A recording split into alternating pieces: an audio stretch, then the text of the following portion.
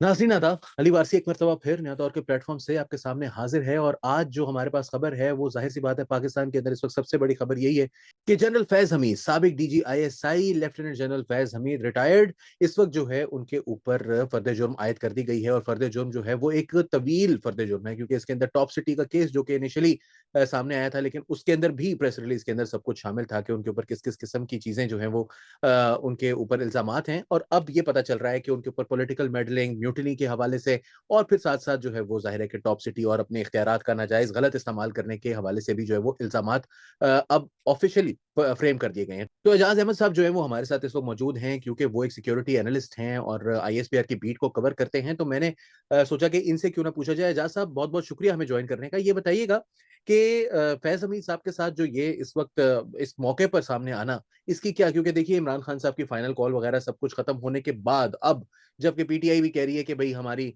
जो है ना वो बस हो गई है, अब हम फरिश्तों से, इंसानों से सबसे बात करने के लिए तैयार हैं।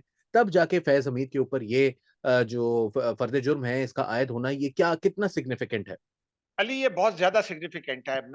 मेरा पहले दिन से ये मौक़िफ़ है और मैं चूँकि वो कहते हैं ना ज़ात का रिपोर्टर हूँ और हुँ, बड़े-बड़े लोगों की बातों को मैं सुनता हूँ, ज़रूर सुनता हूँ, फिर उनको एनालाइज़ करने की कोशिश करता हूँ और फिर अपने सोर्सेज़ से बात करता हूँ। तो मेरा पहले दिन से ये मौक़िफ़ है कि ये जो ख़ास तौर पर 9 मई है। एक तो ये एक ऐसा मामला है जिसमें अफ़वाज पाकिस्तान मुद्दई हैं। और अफ़वाज पाकिस्तान का जो मुकदमा है वो ये है कि 9 मई को हम पर हमला किया गया। एक हुँ, सियासी पार्टी ने एहतजाज किया, वो सियासी एहतजाज था। मैंने बारहा इमरान खान से भी पूछने की कोशिश की कि ये जो सियासी एहतजाज था आपका, ये किसी पॉलिटिकल बाइट के मरकज़ पर क्यों नहीं हुआ?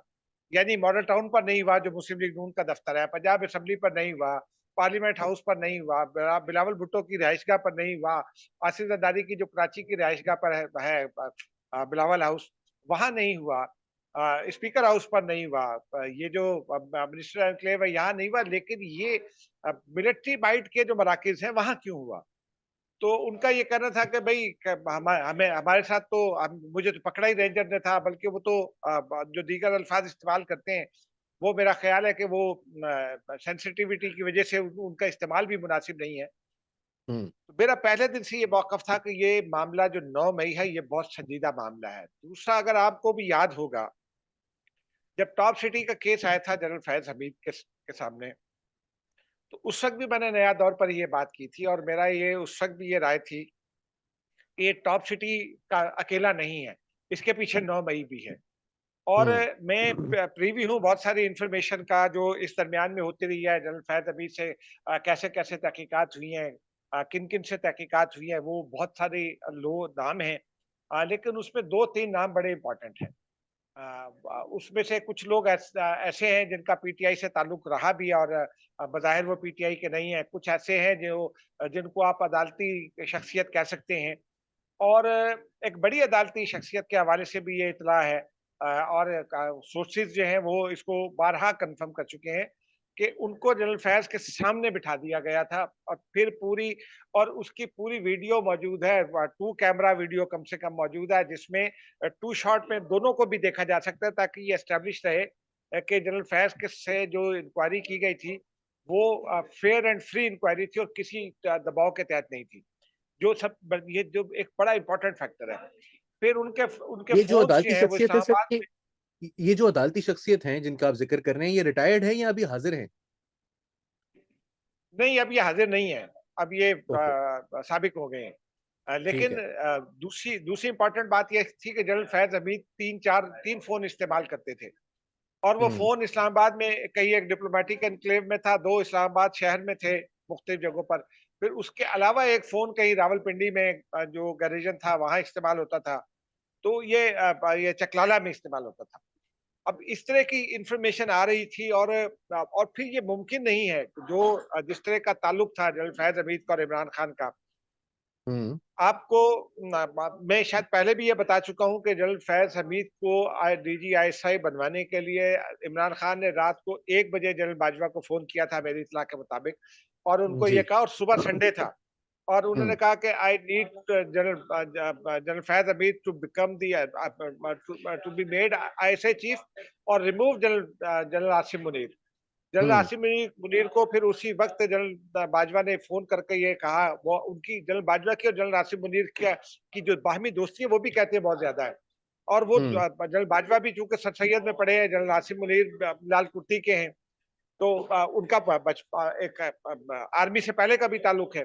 तो उन्होंने हुँ, उनको रिक्वेस्ट की कि यार आप छोड़ दें, तो वो चार्ज छोड़कर गुजरांवाला रवाना हो गए और जनरल फैज़ जो है उन्होंने चार्ज ले लिया नेक्स्ट मॉर्निंग संडे के दिन।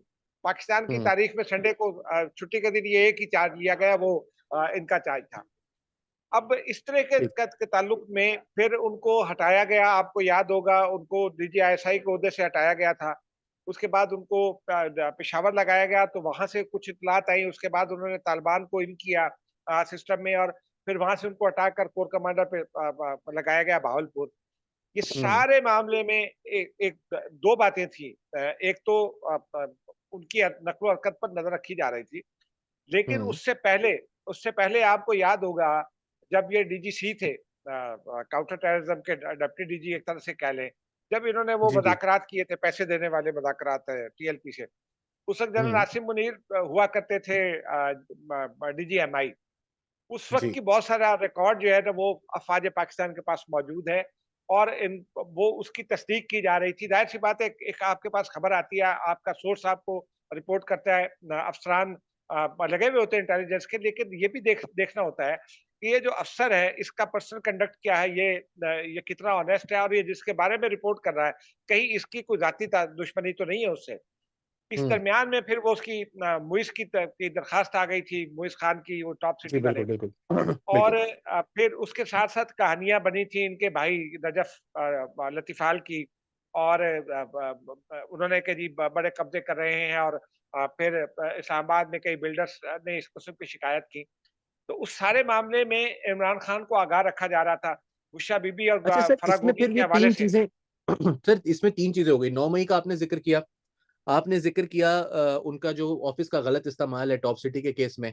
आपने इस्तेमाल किया इसके जो क्या कहते हैं उनके गलत जो उनके सियासी उनकी मेडलिंग थी उसके हवाले से। लेकिन एक बड़ा इम्पोर्टेंट चीज़ है, जो कि इमरान खान साहब के ऊपर भी इल्ज़ाम है और वो है ऑफ़िशियल सीक्रेट्स एक्ट की खिलाफ वर्ज़ी का।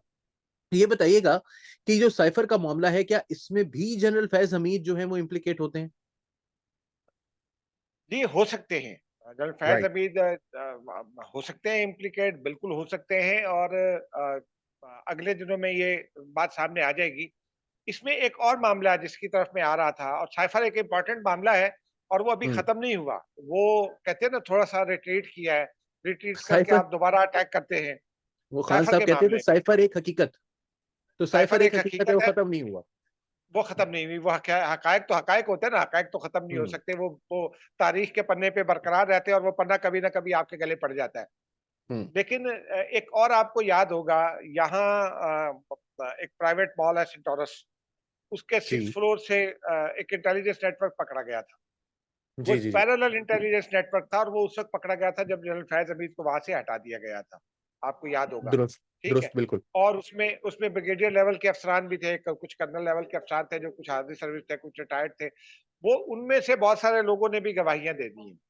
तो अच्छा। जनरल फैज़ का मामला इंतहाई नाज़ुक मामला है, बहुत संजीदा मामला है, और उसमें और अफ़वाज पाकिस्तान में जब आर्मी एक्ट के तहत ये होता है ना, आपका एक तो फ़ील्ड कोर्ट मार्शल जनरल होना होता है, उसके साथ जो वो अदालत जो फ़ील्ड कोर्ट मार्शल जनरल जो सज़ा सुना रही होती है, उसकी प्रोसीडिंग जो है वो आम अदालत से ज़रा-सी मुख्तलिफ होती हुँ। हैं। हमारे यहाँ जो आम अदालतें हैं, मैं देखता हूँ वो उसमें जब चार्ज फ्रेम होता है तो तहकीकात उसके बाद होती है नॉर्मली। जी, जी, जी। जबकि यहाँ जो है एक एक पूरी मुकम्मल इन्वेस्टिगेशन होती है। मुकम्मल इन्वेस्टिगेशन से उस मुल्ज़िम जो है जो यकीनी तौर पर वर्दी वाला आदमी होता है, और कई लोग कैद भी हैं। आज भी मेरी एक कर्नल साहब की एहलिया से मुलाकात हुई। माफ़ कीजिएगा, गुज़िश्ता रोज़, जो किसी एक मामले में कैद है डयाला जेल में। तो वो ठीक। फिर उसको बताती है, और उसको पूरा लीगल राइट होता है। लाहौर के एक वकील हैं जो फैज़ हमीद के वकील हैं फील्ड कोर्ट मार्शल जनरल में। तो उनको वो मुकम्मल तहफ़्फ़ुज़ फ़राहम करके उनको पूरा मौका दिया जाता है कि वो अपनी सफाई का मौका दें। और जब तहकीकात के दौरान ये सामने होता है। चार्ज फ्रेम होने का मतलब है, जैसे ब्रिटिश लॉ में है ना कि चार्ज फ्रेम होगा तो आपको सज़ा ही हो जानी है। जी, जी, जी। आप अगर ब्रिटिश लॉ को जानते हैं, वहाँ जी, बिल्कुल चार्ज ऐसा ही है। फ्रेम होता है तो उसके उसके चंद दिन में फिर सज़ा भी हो जाती है। तो यहाँ भी बिल्कुल, ऐसे ही बिल्कुल। मामला है कि वो सज़ा अच्छा अब सर, चंद दिन की बात है। इसमें एक और अगले स्टेप के ऊपर चलते हैं। वो ये है कि जहाँ पर हमने साइफ़र की बात की है, जो फैज़ हमीद साहब हैं, एक बहुत इम्पोर्टेंट मामला है। 9 मई का हमने वैसे तो ज़िक्र किया और पीटीआई के हवाले से ज़िक्र किया, लेकिन 9 मई के अंदर एक बहुत खौफ़नाक चीज़ थी और वो थी म्यूटिनी, यानी गदर। आर्मी के अंदर से आर्मी के अफ़सरान आर्मी की टॉप लीडरशिप के खिलाफ बगावत कर दें। इसके हवाले से जो सज़ा है, क्या होगी? देखिए, ये जो म्यूटनी है, ये बहुत ज़्यादा संजीदा मामला है। ये जो आपका कंडक्ट है ना, आपने वर्दी में इख्तियारात का गलत इस्तेमाल किया, इससे हुँ, कहीं ज़्यादा वो संजीदा मामला है। और म्यूटनी के हवाले से हम पहले भी बात कर चुके हैं और फिर बादशाह जब ये खबर सामने कोई चैनल नहीं ला रहा था बशमूल मेरे अपने जो चैनल है वो भी, तो इरफान हुँ, सिद्दीकी हुँ, साहब ने फिर एक कॉलम लिखा था और वो दुरुस्त। 100% दुरुस्त इन्फॉर्मेशन लिखी थी और उसमें से कई अफसरान जो है उनका कोर्ट मार्शल भी हो गया। वो तो फिर उसके बाद कोर कमांडर लाहौर के खिलाफ भी कार्रवाई हो गई। वो तो सारी हुँ, चीजें वादे होती चली गई है ना। तो हुँ, ये हुँ, हुँ, बाकायदा एक म्यूटनी थी जिसको रोका था जनरल नदीम अंजुम ने और जनरल साहिर शमशाद मिर्जा ने मिलकर। और उस वक्त सही। आर्मी चीफ जो है वो बैरून मुल्क थे। और जी। फिर ये जो 9 मई का मामला है, म्यूटनी का मामला है, ये पहले से प्लान था। वो जो हुँ, आपको याद होगा वो वो जो है मुराद सईद जो अब गायब है। वो कहीं कोई कहता है अफगानिस्तान में है, कोई कहता है वो तुर्की में है या कोई कहता है पाक अफगान बॉर्डर पर है। तो वो उनकी ऑडियोज़ आया करती थी कि जी वो सब सब अपनी-अपनी जगह पर पहुँचे हैं, आपको पता है इमरान खान को गिरफ्तार करना है तो क्या करना है? इस तरह की कई लोगों की और भी ऑडियोज़ मौजूद हैं। फिर डॉक्टर यास्मीन राशिद की ऑडियो मौजूद है जो सदर आरिफ अलवी को ये कह रही हैं उस वक़्त के सदर। उनको ये कह रही हैं हुँ, कि ये कोर कमांडर हाउस जाकर तोड़-फोड़ करना चाहते हैं तो इनको रोकें। ये एविडेंस जो जी। है वो अगर अगर इस्लामाबाद हाई कोर्ट ने वो एविडेंस देख ली होती तो शायद इस सारे काम की ज़रूरत ना पड़ती। ये भी बात अब है और सर सवा एक और चीज़ भी बड़ी इम्पोर्टेंट है, वो ये है कि जो प्रिसिज़न थी, ऐसे-ऐसे क्योंकि देखिए जिन्ना हाउस लाहौर तो बहुत मशहूर जगह है ना, जीएचक्यू बहुत मशहूर जगह है पिंडी में। लेकिन ऐसी-ऐसी जगह भी थी, ऐसे-ऐसे सेफ हाउसेज़ थे जिसका आईएसआई के अफ़सरान के अलावा किसी को पता नहीं हो सकता। वहाँ पर भी जो है वो हमले हुए, वहाँ पर भी जाकर एहतजाज हुए, तोड़-फोड़ हुई, जलाओ-घेराव किया गया। तो ये तो बड़ी ऑब्वियस बात है कि ये म्यूटिनी तो थी, नाकाम हो गई वो अलग बात है। लेकिन ये आप देखिए ना ज़रा इसकी अहमियत पर गौर करें कि आईएसआई जी, के अफ़सरान भी महदूद तादाद में वो अफ़सरान थे जिनको ये पता था कि फलाँ जगह सेफ हाउस है, बिल्कुल। ठीक है? और वहाँ मुज़ाहरा होता है। अब उसका क्या मतलब है? वहाँ मुज़ाहरा होता तो इसका मतलब ये है कि वो अफ़सरान जिन्होंने ब ब जिनको जिनके इल्म में है कि वो ये जगह किस इस्तेमाल में आती है, वो बता सकते हैं या फिर वो अफ़सर जो उनका बॉस है वो बता सकता है, ठीक है? बिल्कुल। अब अफ़सरान की तो जो आर्मी डिसिप्लिन में अफ़सरान होते हैं, उनकी ये ज़रूरत नहीं होती कि वो अपने कमांडर की मर्ज़ी के बगैर कोई चीज़ किसी को भी बता दें। मेरे अपने हुँ, रिश्तेदार बहुत सारे करीबी रिश्तेदार आर्मी में रहे हैं, अब भी हैं। वो हुँ, तो बात तक करना नहीं पसंद करते। जी, अपनी सर्विस के मामलात पर। अब फ़ौज के ऐसा ही है। बारे में बिल्कुल बात नहीं करते और ये पूरा मामला है। अब वहाँ मुज़ाहरा हो गया, इसी से ये फँस गए। वो कहते हैं ना सियाना कौवा गिर जाता हुँ, है। हुँ, वो सियाना कौवा इसी चक्कर में फँस गया कि उन जगहों पर भी मुज़ाहरे करवा दिए, उन जगहों पर भी तोड़-फोड़ करवा दी, जो रूटीन की जगह नहीं थी। तो इस वजह से हुँ, ये जनरल फैज़ हुँ, फँस गया और उनसे जब तहकीकात हुई तो बहुत सारी चीज़ें रिवील हुई। जब वो बहुत सारी हुँ, चीज़ें रिवील हुई तो अब इसका एक खतरनाक पहलू जो है ना, वो जो इमरान खान कहते थे कि मैं मुझे पकड़ ले, मैं तैयार हूँ और ये हूँ और वो हूँ। इसमें 2 हुँ, बातें बड़ी इम्पोर्टेंट हैं। एक बात तो इम्पोर्टेंट ये है जो सबको तकरीबन सबको पता ही है कि जनरल फैज़ हमीद ही वो शख्स थे जिन्होंने इत्तलात के मुताबिक बुशरा बीबी को इमरान खान तक पहुँचाया था। वो उनके कनेक्शन जी, में जी। थी और इमरान खान से उनकी फिर शादी हुई। हुँ, और ये जो अभी हाल ही में 24 नवंबर हुआ है, इसके जी, बारे में भी यही इत्तला पार्टी के अंदर बहुत सारे लोग ये कहते हैं, उनके नाम नहीं लिए जा सकते, ज़ाहिर-सी बात है हम एक हमारे हमसे एतमाद में वो बात करते हैं। वो ये हुँ, कहती हैं कि ये इमरान खान से ज़्यादा जनरल फैज़ को बचाने की कोशिश थी और जनरल फैज़ हुँ। को बचाने की कोशिश इसलिए थी कि जनरल फैज़ बचेंगे तो इमरान खान बच जाएँगे और इमरान खान के तो ये गले अच्छा पड़ गई ना इससे उनका फरार और फिर उसके इससे बाद की चीज़ें। एजाज़ साहब इससे ना 2 चीज़ें निकलती हैं। पहले मैं ज़रा फैज़ वाले साहब के ऊपर आ जाता हूँ बचाने की बात, क्योंकि मुझे याद है कामरान यूसुफ बड़े सीनियर जर्नलिस्ट हैं, आईएसपीआर को भी कवर करते हैं, फॉरेन अफेयर्स को भी कवर करते हैं, इकोनॉमी को भी।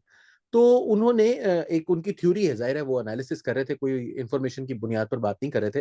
वो ये कह रहे थे कि इन्फॉर्मेशन यहाँ तक तो ज़ाहिर है कि ऑब्वियस है। उन्होंने कहा कि जनरल फैज़ हमीद और जनरल आसिम मुनीर ये जनरल बाजवा के 2 करीब तरीन अफ़सरान थे अपने-अपने तौर पर, और ये दोनों जो हैं वो जनरल बाजवा ने इनके करियर्स जो हैं वो इंटरट्वाइंड हैं विद जनरल बाजवा। और जनरल फैज़ हमीद जो हैं वो अगर एक जगह पर लगे हैं तो जनरल आसिम मुनीर, और एक मौके पर दोनों एक एमआई में थे, एक आईएसआई में थे, एक आईएसआई के सरबराह थे, एक आईएसआई के डीजीसी थे। तो दोनों की जो ओहदे हैं उससे इनकी एक बाजवा साहब के साथ जो कुर्बत है, उसकी वजह से जनरल फैज़ हमीद की एक तरह से कह लीजिए गारंटी, या एक तरह से उनका सेफ्टी कार्ड जो है, वो जनरल बाजवा हैं। तो क्या आपके ख्याल में जनरल बाजवा अभी भी कोई इस्तेमाल में आएँगे, या आपके ख्याल में वो कार्ड उन्होंने इस्तेमाल किया और वो इस्तेमाल नहीं हो सका? मेरा ये इत्तला है और चूँकि जनरल बाजवा तक का रसाई नहीं है हमारी, तो इसलिए इसको तस्दीक नहीं की जा सकती जनरल बाजवा की जानिब से। लेकिन ये हुँ, इत्तला है कि जनरल फैज़ के हवाले से जनरल बाजवा से भी बात की गई थी, और उनकी गुफ्तगू में उन्होंने क्या कहा ये भी अभी तक रिवील नहीं हुआ, लेकिन ये इतनी इन्फॉर्मेशन ज़रूर है कि उनसे भी बात की गई थी। अब जनरल बाजवा चूँकि आर्मी चीफ़ हैं, और आर्मी हुँ। चीफ़ को अगर आप किसी भी मामले में इस तरह इम्प्लीकेट कर दें और सज़ा दे दें साबिक आर्मी चीफ़ को, तो फिर एक ही रास्ता खुल जाएगा। तो जी, इसलिए ज़ाहिर है। जनरल बाजवा के बारे में मेरी कंसिडर्ड ओपिनियन है कि उनको नहीं टच किया जाएगा, करना भी नहीं चाहिए, क्योंकि आपका एक इंस्टीट्यूशन जो है इस वक़्त जो ग्लोबल आपकी सिचुएशन है और जो रीजनल आपकी के कंसर्न्स हैं, उसमें हुँ, आपको एक अदारे को सँभाल के रखना है। वो ट्रू। बिल्कुल उसमें वो होना चाहिए। लेकिन जनरल फैज़ हमीद को जो इस वक़्त तक जिस बुरी तरह से पब्लिक में इस वक़्त फ़ौज के इमेज को टार्निश करने की कोशिश की जा जा रही है पीटीआई की जानिब से, और अब तो वो हुँ, मसनूआत के बायकॉट तक आ गए हैं। तो हुँ, उसमें ये बहुत ज़रूरी है कि एक ताकतवर तरीन आदमी जो आर्मी चीफ़ का नाक का बाल समझा जाता था, हुँ, उसको वो उसको उसका एहतसाब किया जाए, और वो एहतसाब जनरल फैज़ हमीद का बनता है ना। क्योंकि वो 9 ठीक। मई में जैसे अभी हमने बात की कि वो इंतहाई सेंसिटिव जगह जो जो उनको पता थी, वहाँ भी एहतजाज हुआ। फिर साइफ़र का मामला भी है, उसके अलावा भी मामला है, चूँकि वो जो और बहुत सारी चीज़ें हैं ना, उसमें एक मामला तालिबान को अंदर लाकर वहाँ बसाने का भी मामला है, जिसके बाद अब तक दहशतगर्दी की लहर जो है वो कंट्रोल नहीं हो पा रही। ये हुँ, आपको इंशाल्लाह अगले दिनों में ये इस खबर की खुद जो है वो तस्दीक हो जाएगी, जब ये जनरल फैज़ के बारे में ये जब ये तहकीक ये मुकम्मल हो जाएगा कोर्ट मार्शल उनका, तो उसके बाद जब हुँ, चीज़ें सामने आएँगी, तो उसमें ये चीज़ भी इंशाल्लाह सामने आएगी, क्योंकि वो पाकिस्तान में इस वक़्त जो दहशतगर्दी हो रही है, ये कंसिडर्ड ओपिनियन है कि जनरल फैज़ जो है वो उसमें एक मरकज़ी किरदार के तौर पर उनको देखा जा रहा है, क्योंकि उन्होंने ही अफ़गानिस्तान में से लोगों को लाकर बचाया, और या नेशनल सिक्योरिटी कमेटी के इजलास में भी उन्होंने कहा था कि ये तो हमारे बच्चे हैं। ठीक है ना? और फिर ठीक। उन्होंने इसका मतलब है तालिबान कि के साथ जनरल फैज़ हमीद जो हैं, इसका मतलब सर ये हुआ कि जनरल फैज़ हमीद तो नहीं बचते। तो दूसरा उसका पहलू वही जो आपने कहा कि बुशरा बीबी के साथ भी उनके ताल्लुकात, इमरान खान साहब के उनके साथ ताल्लुकात। तो ये बताइएगा, ये इमरान खान साहब के लिए इस फैसले का, या आखिरी सवाल मेरा बस यही आपसे, कि इमरान खान साहब के लिए इसकी क्या इम्प्लीकेशंस होंगी? How serious is the trouble that he is in now? देखिए, इस वक़्त अब ये आर्मी एक्ट का मामला है, और आर्मी हुँ, एक्ट में एक एक कार्रवाई शुरू हो गई है। अब हुँ, ये नहीं हो सकता कि वो जो पहले कहा जा रहा था ना कि 9 मई के तमाम केसेस चले जाएँ और वो सुप्रीम कोर्ट में रुक जाएँ। अब वो हुँ, मामला इमरान खान पर जो है वो लागू नहीं हो सकता। इमरान खान हुँ, को चूँकि वो मेजर एक्म्प्लिस के तौर पर आए हैं, और हुँ, मैं आपको अपनी इत्तला की बुनियाद पर बाद में इसकी तस्दीक-तरदीद भी हो जाएगी, लेकिन मेरी इत्तला ये है कि जब ये इंक्वायरी हुई और वो अदालती शख्सियत को सामने बिठाया गया, और फिर जनरल हुँ, फैज़ से बहुत सारी चीज़ें पूछी गईं, तो उन्होंने वो एक हमारे दोस्त हैं, वो उन्होंने जिन अल्फ़ाज़ में बताया था, वो कहते हैं उन्होंने तोते की तरह फर-फर तमाम चीज़ें जो रटी हुई थी, वो सब बयान कर दी। तो हुँ, इमरान खान जो है वो जितने मेजर हैं वो जनरल फैज़ उसमें एक किरदार के तौर पर, Imran Khan partner in crime में के हवाले से उतने ही मेजर अकम्प्लिस हैं। तो ये दोनों अच्छा। का ट्रायल फिर अब एक साथ मुतवक्को है, और ये हुँ, मामला, और मैं बहुत अरसे से कह रहा हूँ कि मामला फौजी अदालत में जाएगा ही जाएगा, क्योंकि इस मामले में अब रोका नहीं जा सकता, क्योंकि बात है म्यूटिनी की।